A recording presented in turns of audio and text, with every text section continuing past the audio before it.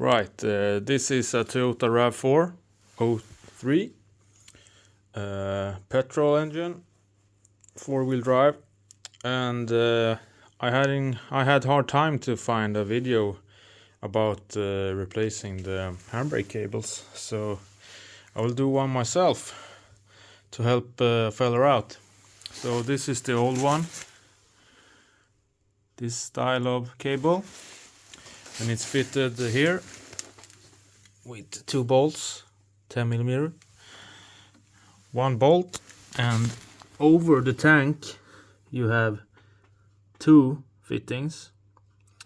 And the instruction I found said that you have to drop the tank completely, but I didn't do that. I haven't loosened the hose or anything. I just loosened the tank band here in the front, both sides, and lower it with a floor jack, and supporting it with a jack stand here.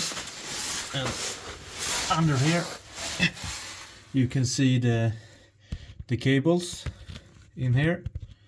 Focus, god damn it.